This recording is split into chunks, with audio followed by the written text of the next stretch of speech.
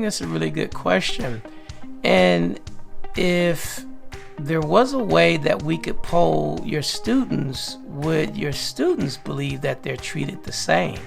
There's something known as the Johari window. If you think about a window with 4 panes, one of the panes is the open self. That is the image that we show to everyone.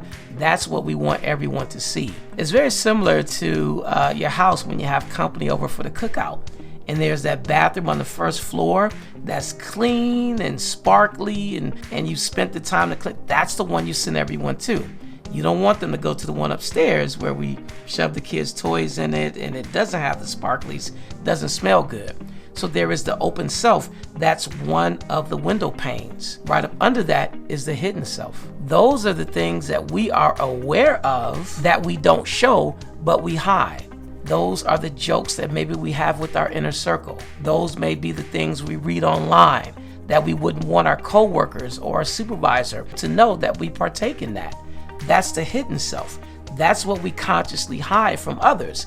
That's one side of the 4 window panes. But there's another side. There's something known as the blind self. The blind self, that window pane up top, that is what we don't know. We don't see it, but other people see it in us. They see our mannerisms. They see our body language. They see our tone of voice.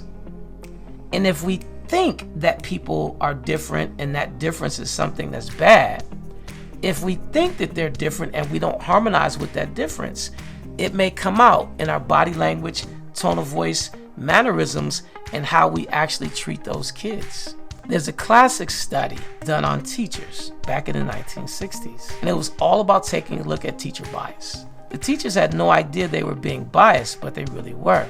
Now, this was back in 1964, so this was before the days of ethics. These teachers were told that the students who you think are your high-performing students are actually your low-performing students. And the students you think are your low-performing students are your high-performing students. This test and study would be totally unethical today because they lied to these teachers. So what happened is that the teachers started treating the students differently. They were unaware. But what they started doing is being biased based upon what the Harvard researchers told them. And guess what happened at the end of the quarter? When they went back and retested the students, the test scores flip-flopped. The students who they thought were the low performers actually ended up being the high performers. The high performers ended up becoming the low performers. What changed with these kids? The way the teachers treated them. And the teachers really weren't aware. So that's one study, but it shows the fact that how we think, how we feel, how we perceive a youngster may have a big time impact on how we engage that youngster. And if that youngster thinks as though we don't care for them, we don't like them, then they may disengage. So it could be possible that those thoughts could end up becoming behaviors that could isolate that child from you. And in doing so, isolate that child from the other students. That's the blind self.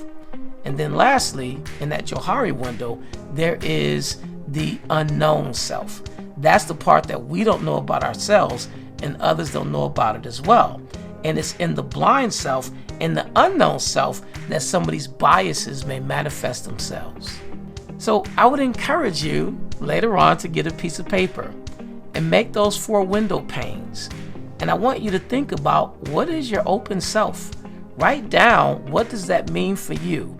What are some of the ways that you show your open self to colleagues, to students? But then also, I want you to write down your hidden self. What are some of those things that you hide about how you view difference that you don't share with everyone? Then what do you think may be your blind self? What may be some things that colleagues may see in you, coworkers may see in you, your supervisor may see in you that maybe you don't see in yourself? And lastly, what do you think may be in that unconscious self that you're not aware of and other people may not be aware of as well? Take a look at what you wrote. And maybe that could be a beginning of understanding for us to realize that if we do have these biases may manifest themselves in ways that we're not aware of. And that was part of the point of taking the Harvard University test. But be encouraged, explore yourself, Because when we explore ourselves, it allows us to be the best that we can be for our young people.